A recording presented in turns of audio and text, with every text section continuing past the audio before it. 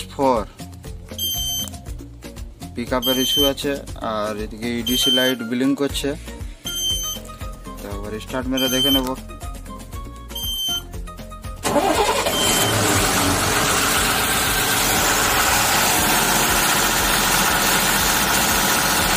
RPM যাচ্ছে না তো, RPM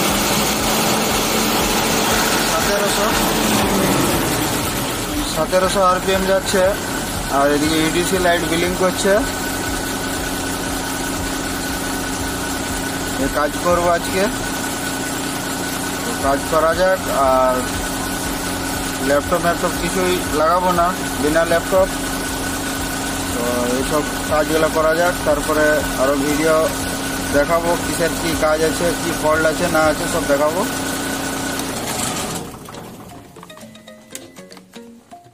এটাকে বলে টেম্পারেচার সেন্সর মোবিলের। তো মোবিলের জ্যাকের এই অবস্থা আছে, তার কেটে গিয়েছে পুরো।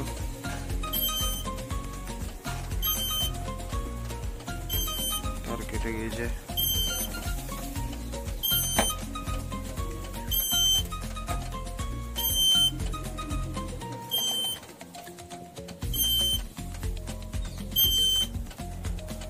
তার কেটে গিয়েছে, তারের যা অবস্থা।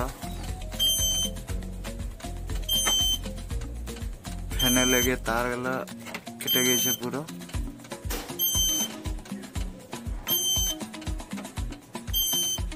আর এই অবস্থা। এবার ভোল্টেজটা চেক করে নেব। ভোল্টেজগুলো একবার চেক করে নেব। তো দুটোতে 5 আসবে, আর একটাতে 2 থেকে 3-এর মধ্যে আসবে, আর একটা সিগন্যাল। তো এই সবগুলো চেক করে নিই। লাল তারটা, লালে হলুদে যেটা আছে সেটা 5 ভোল্ট আসবে। এখানে 5 ভোল্ট এসছে। এটাতে 2 ভোল্ট আসবে, 2 থেকে 3-এর মধ্যে। 2 থেকে 3-এর মধ্যে, হ্যাঁ ঠিকই আছে ভোল্টেজ। আর একটাতে 5 আসবে, এটাতেও 5 আসছে।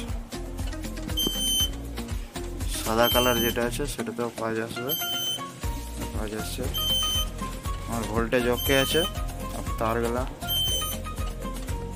জয়েন্ট করে ব্ল্যাক টিপ করে তারপরে একবার গাড়ি স্টার্ট মেরে দেখব। সমস্ত কিছু ট্যাপ করা হলো, জয়েন্ট করা হলো তার। জ্যাক লাগিয়ে দেখব। জ্যাকটা 4 পিনের জ্যাক। এখানে একটা ইডিসি লাইট ব্লিঙ্ক করছিল, সেটাও চলে গিয়েছে। আবার স্টার্ট মেরে দেখে নেব। সোরাবি টুডু নাই তো? না না,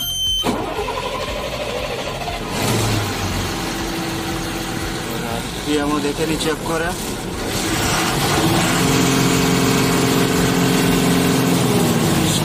RPM চলে যাচ্ছে। আমার প্রবলেম সলভ। ভিডিওকে যদি ভালো লাগে লাইক এন্ড সাবস্ক্রাইব করে দেবে, শেয়ার করে দেবে।